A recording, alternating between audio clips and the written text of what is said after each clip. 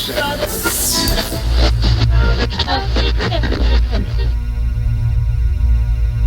here with Matt from Muse. You're back in Australia, bigger than ever. You've just done, you've played to 100 billion people in London alone. Right. And you come out, you got a new album, Black Holes and Revelations.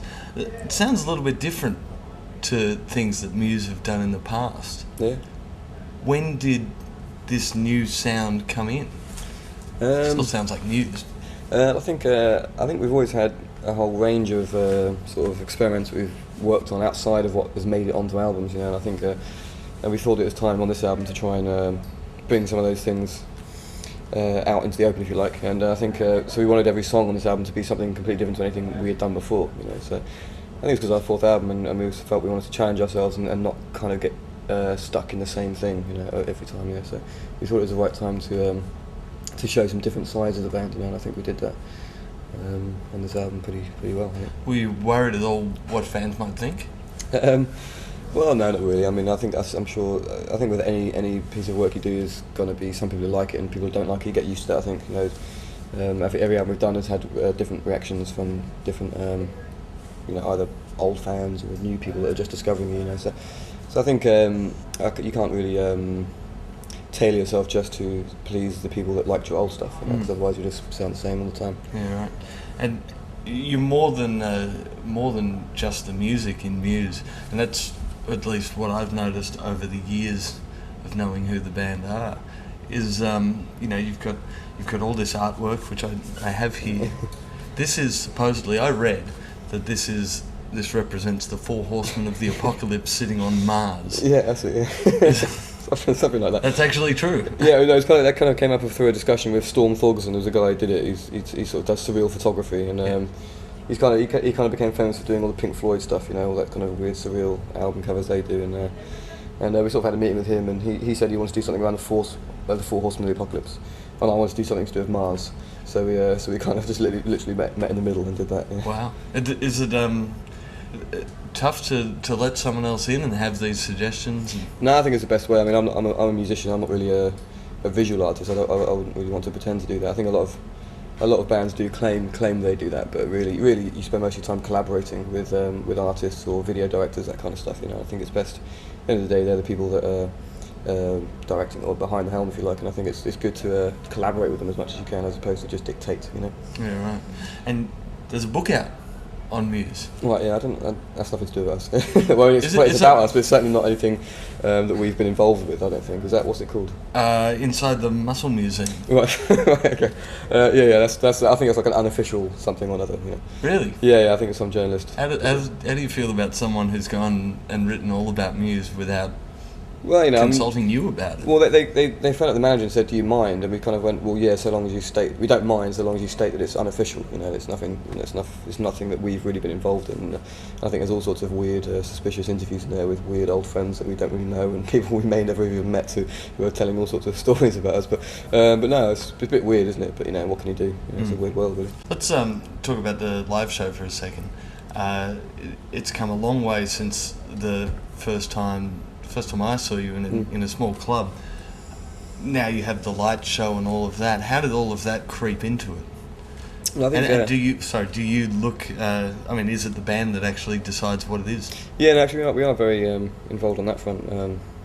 Live, so I think because we're just a 3-piece. I think we originally we kind of felt that it was good to kind of bring some other sort of visual elements into the gig, because just looking at us three might be a bit boring after now, you know. So we thought it was good to start trying to bring some visual elements, and it started off with just kind of usual kind of bringing in video bits and pieces, and the last tour we brought in some kind of more prop type stuff, this kind of satellite thing that was moving around, and just kind of ways to keep to stop people looking at just us, you know. So I'm not sure if it's that interesting, but I think we've been getting more kind of custom films made, you know, that kind of synchronise up with the songs and stuff, and try and sort of give the song a slightly twist on the meaning or something, you know. You had the lyrics coming up at one point. There you go, yeah. On the screen the other day. It's like a big karaoke show. Yeah, exactly. Yeah, that's the idea. Yeah, you want to get everyone singing along. Yeah, you must be getting used to people actually looking at you now, though. Like I said earlier, you did you played to 180,000 people in London in 2 nights.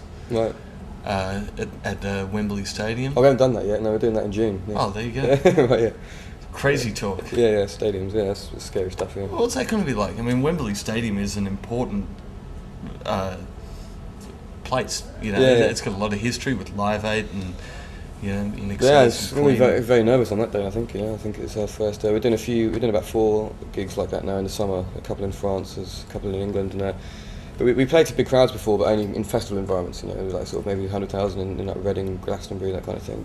But there's something more. I think there's something more spectacular about when the crowd are kind of around you, and up high as well. Sort of you kind of get this full surround where everywhere you look there's just people. I mean, we did a stadium in Tokyo actually, which was a smaller one, like a baseball one, but that was it's pretty scary stuff, But it's great when it goes well. It's an amazing feeling, because the crowd when that many people are cheering, it's just quite deafening, and it's a good vibe. So are you planning something special for that show, or is it? Well, I think there's a few things we're going to try. We might try and do a B stage for the first time, like having a stage in the middle, like in the round, Yeah, right. Doing a few songs in there. We might get a couple of choppers, helicopters to come in and do kind of searchlights to kind of, because you can't get any lights above your head because it's sky, So we might get some lighting coming off some helicopters, or maybe a big blimp or something. I wanted to get like a big one of those, you call them blimps over here? Yeah. Those inflatable things, like one of them that we can like project video onto, so that it will be above the gig, so people in the surrounding area can see it as well. Wow. I suppose if you're playing to,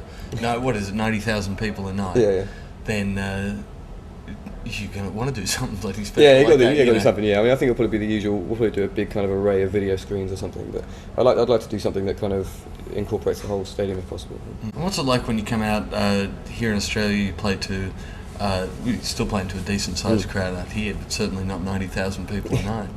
Well, I like it. I mean, we've become very used to changing the kind of venues we play in all the time. I mean, when we first started touring America on the last album, we were not known there, so we were playing these really small bars. And it was quite weird because we were coming off playing big festivals, big stages, and then suddenly going into these kind of 1,000 capacity clubs, and we were kind of like falling over all the time, running into each other all the time, because we're so used to kind of having a big space to play on.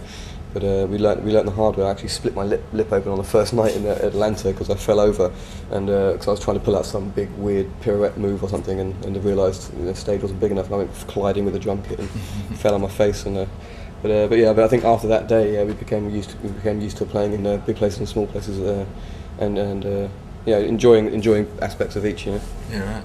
And you're about to go back to America and tour with My Chemical Romance. Yeah. Which will be that should be interesting. Yeah, they're playing in a lot of places we haven't been to before, a lot of the Midwest, So it's good to get a chance to play to a new audience there, So looking forward to that. What's it going to be like playing to their crowd? I don't know. The truth is, I don't really know much about them, to be honest. It's have you seen them on the big day? No, not yet. No. I'm always asleep in the daytime, but so real lazy on this tour. Well, not that lazy. I've been staying up too late, so I keep missing a lot of the bands that are playing earlier on. I've seen the Killers and Jet a few times. They're good guys. They're good band, but I haven't made it for them yet. But I should come and check them out. I think, because I've heard they're pretty intensive crowd, haven't they? I think so. It'll be an interesting crowd for you to play with. You after you leave here, you still got 2 more big days. After you leave here, you're off to what was it? Jakarta, Kuala Lumpur, Taiwan, and Hong Kong. Yeah. Have you ever played in places like that before? No. We've been to Singapore. We've done the gig in Singapore before, and we played. Singapore's fairly Western city. Yeah. We played in Japan a few times, but I suppose this is our first time doing a broad tour of Asia. So I'm looking forward to that. It should be really exciting. I love playing places for the first time. Yeah, right. And, so it should be good fun. Wow. Well, anyway, thanks a lot for coming in. No worries, thanks.